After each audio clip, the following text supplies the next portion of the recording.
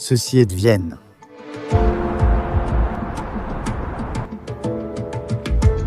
Ce n'est ni une capitale technologique, ni un centre financier mondial, et sa croissance n'est pas rapide. Pourtant, d'une manière ou d'une autre, elle est presque toujours classée comme la ville la plus agréable à vivre au monde, encore et encore. Le loyer est abordable, le métro est pratique, les espaces verts mais ils sont partout, et la ville fonctionne tout simplement. Mais comment en est-on arrivé là ? Comment une ville autrefois privée de son empire et plus tard encerclée par les frontières de la guerre froide est-elle devenue un modèle mondial de vie urbaine ? La réponse ne débute pas par l'architecture moderne ni le marketing de la ville intelligente. Elle commence par une expérience politique datant de plus d'un siècle. Laissez-moi vous expliquer. Pendant près de 500 ans, Vienne a été la capitale d'un empire. D'abord le Saint-Empire romain germanique, puis plus tard l'Empire austro-hongrois. Cela a apporté des siècles de richesse, de pouvoir et d'investissement culturel. La noblesse a joué un rôle majeur dans la formation de la ville. Au XVIIIe et XIXe siècle, plusieurs familles riches ont rivalisé pour construire de grands palais dans le centre-ville.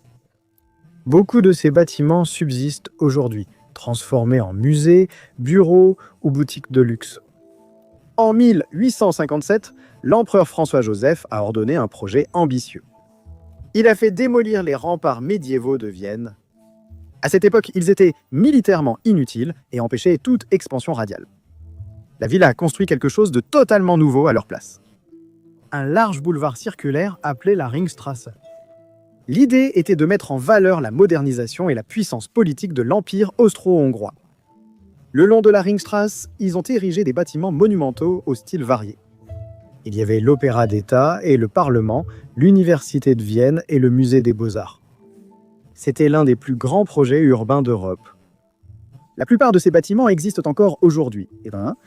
Et étant des attractions touristiques, la Ringstraße demeure centrale dans l'identité de Vienne. Ce noyau est vite devenu le centre d'une nouvelle phase d'expansion et de croissance. Une période qui a transformé les quartiers extérieurs de Vienne durant la Gründerzeit, introduisant une nouvelle logique urbaine. Les promoteurs privés, face à la demande, ont construit au-delà de la Ringstraße des blocs d'habitation uniformes au rythme architectural défini. La plupart avaient 5 étages, étant construites autour de cours centrales et conçues pour accueillir à la fois la vie résidentielle et commerciale. Bien que spéculative, cette expansion a fondé la structure actuelle de la ville. Mais seulement quelques décennies plus tard, l'empire qui avait construit tout cela avait disparu. En 1918, l'empire austro-hongrois s'est effondré et la monarchie a pris fin. Vienne, autrefois capitale d'un empire de plus de 50 millions d'habitants, était désormais celle de la petite République d'Autriche, avec seulement 6,5 millions d'habitants. Vienne s'est soudain retrouvée trop grande pour son rôle, avec peu de ressources, et privée de ses anciens territoires impériaux essentiels à son alimentation, charbon et commerce. Des dizaines de milliers d'Autrichiens de souche vivant dans ces territoires sont revenus à Vienne, souvent sans rien. Ainsi, les logements sont devenus surpeuplés, la tuberculose faisait des ravages et plus de 80 000 personnes étaient sans abri. En 1919, un an après l'effondrement, Vienne a tenu ses premières élections municipales démocratiques, remportées par le Parti social-démocrate des travailleurs, qui a pris le contrôle de la ville. 3 ans plus tard, un événement remarquable a eu lieu. Vienne, séparée de la Basse-Autriche pour des divergences politiques, est devenue à la fois ville et province fédérale, à l'image de Berlin ou Washington District of Columbia. Cela lui permettait d'adopter ses lois, percevoir ses impôts et contrôler ses politiques. Le nouveau gouvernement y a vu une occasion de reconstruire la ville à partir de zéro. Cela a marqué le début de ce qui allait devenir la Vienne rouge, une période de réforme social-démocrate qui a tout transformé. Entre 1925 et 1934, ils ont construit plus de 60 000 nouveaux appartements, posant les bases de l'un des programmes de logement social les plus ambitieux d'Europe. Il s'agissait des Gemeindeboten, de grands blocs résidentiels conçus pour les familles ouvrières. Ils étaient regroupés autour de cours ouvertes près des services essentiels. Ils avaient l'eau courante et le chauffage central, ce que beaucoup de maisons privées n'avaient pas alors. Le plus célèbre est le Karl-Marx-Hof. Il s'étend sur plus d'1 kilomètre et compte plus de 1300 appartements, ce qui en fait l'un des plus longs bâtiments résidentiels du monde. Un impôt progressif spécial a financé cela. Les produits de luxe, les domestiques et les hôtels coûteux étaient plus lourdement taxés. Les loyers étaient abordables et les logements attribués selon les besoins.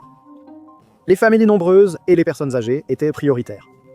En même temps, la ville a investi dans la santé et l'éducation, en ouvrant des cliniques, des jardins d'enfants, des bains publics et des centres de soins maternels dans tous les quartiers.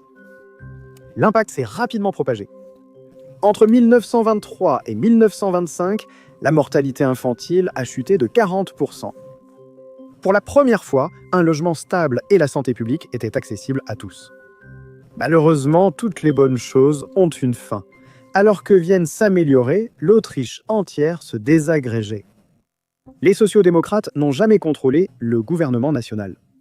Ainsi, lorsque l'Europe a commencé à ressentir les effets de la Grande Dépression, les tensions politiques entre la gauche et la droite se sont intensifiées.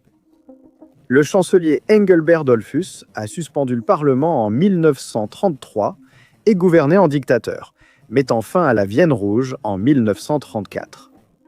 L'Autriche ignorait qu'un dictateur plus puissant frapperait bientôt à sa porte. 12 mars 1938, l'Allemagne a envahi l'Autriche.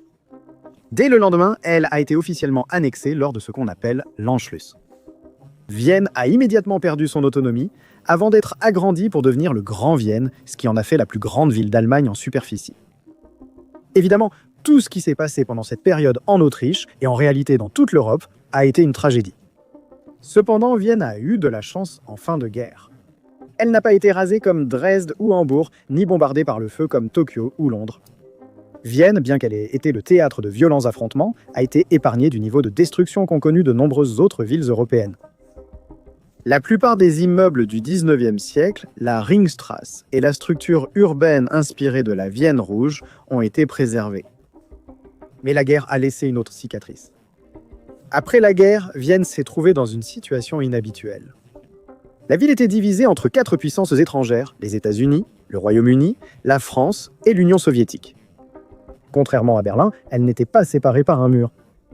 Le centre historique fut désigné zone internationale, administrée conjointement par les 4 puissances via la Commission alliée pour l'Autriche et un commandement tournant. L'occupation a duré jusqu'en 1955, prenant fin avec le traité d'État autrichien qui a rendu à l'Autriche son indépendance. De l'extérieur, Vienne paraissait figée dans le temps et c'était en partie vrai. La ville, épargnée pendant la guerre, ne s'est pas modernisée aussi vite que les capitales occidentales. Sa neutralité et son statut d'occupation rendaient les grands investissements risqués, tandis que les liens historiques de la ville avec la Hongrie, les Balkans et la Bohême étaient désormais derrière le rideau de fer. La population a diminué et certains décrivent la ville comme un endroit coincé entre deux mondes. Trop oriental pour l'ouest, trop occidental pour l'est. C'est là que tout est devenu intéressant. Préserver Vienne a limité le développement spéculatif. Presque tout est resté intact. Cette pause a permis aux urbanistes de Vienne d'observer les réussites et échecs urbains ailleurs sans s'impliquer. Quand la ville a retrouvé sa souveraineté, elle était très bien informée et prête pour sa prochaine phase.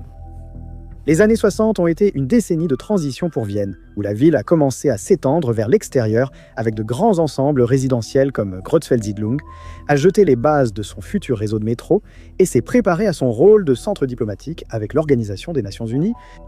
La première ligne de métro moderne, l'U-Bahn, a été inaugurée en 1978 entre Karlsplatz et Riemannplatz. Et les transports en commun de Vienne sont quelque chose d'incroyable, mais nous y reviendrons bientôt. À la chute du rideau de fer, en 1989, Vienne s'est transformée. Elle est soudain devenue une porte vers l'Est, un pont. Contrairement à Berlin, qui a dû se reconstruire après sa division, Vienne était intacte et prête à avancer. La ville a vu sa population, ses investissements et sa visibilité croître dans les années 90 et 2000 surtout après l'entrée de l'Autriche dans l'Union européenne en 1995. Mais ce qui est surprenant, c'est que Vienne a absorbé tout cela sans provoquer de crise du logement, contrairement à Berlin, où les loyers ont flambé après la réunification. À Budapest, les acheteurs étrangers ont vite évincé les habitants du centre-ville.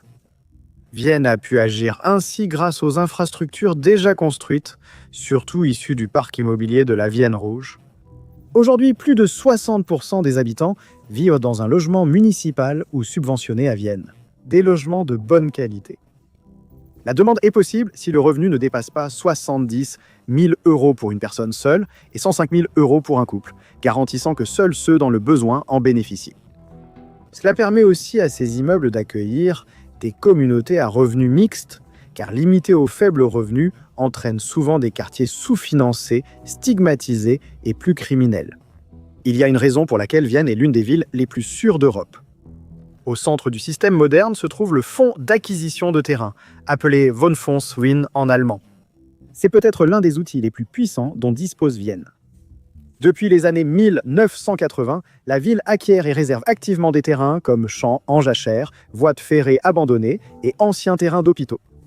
Mais ils achètent ces terrains non pas pour les développer immédiatement, mais pour réserver du terrain en vue de futurs logements sociaux. Aujourd'hui, cette réserve couvre plus de 3 millions de mètres carrés. Et lorsque la ville est prête à construire, elle ne met le terrain en appel d'offres qu'aux promoteurs à but non lucratif ou coopératif. Si l'on compare les prix entre Vienne et d'autres villes, eh bien Vienne est incroyablement bon marché. Et si l'on regarde le pourcentage du revenu que cela représente, comparé par exemple à New York, c'est bien moins élevé. Mais assez parlé du logement, qu'en est-il du reste? Leur système de transport en commun est sans doute l'un des meilleurs d'Europe. À Vienne, 34% des déplacements se font en transports en commun, contre 25% en voiture. Et cela s'est constamment amélioré avec les années. Voici une carte de l'U-Bahn, du S-Bahn et de quelques Badnerbahns, un système hybride tramway-train. L'U-Bahn de Vienne, avec 5 lignes et 98 stations, transporte 400 millions de passagers par an dans le centre-ville. Toutes les 2 à 5 minutes aux heures de pointe, de 5 heures à 1 heure, et 24 heures sur 24 le week-end.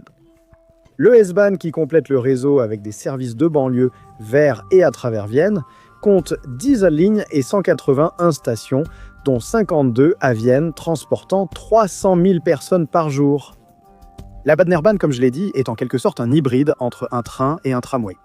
Son objectif est de relier Vienne à plusieurs villes satellites en Basse-Autriche.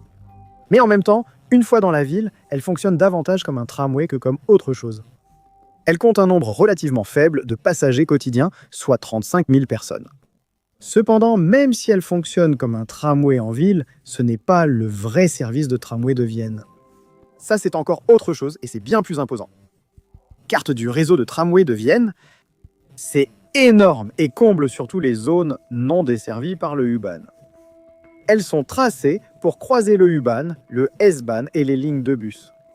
Elles sont silencieuses, à faibles émissions et électriques, autant de choses qui font de Vienne l'une des villes les plus vertes du monde. Avec 30 lignes et plus de 1000 arrêts, c'est le 8e plus grand réseau de tramway mondial, transportant 390 millions de personnes par an. Lorsqu'on y ajoute le réseau de 130 lignes de bus, près de 900 millions de personnes utilisent chaque année les transports en commun de Vienne. Il faut aussi souligner la phrase suivante. Fréquentation en 2024 en hausse de 7% par rapport à 2023.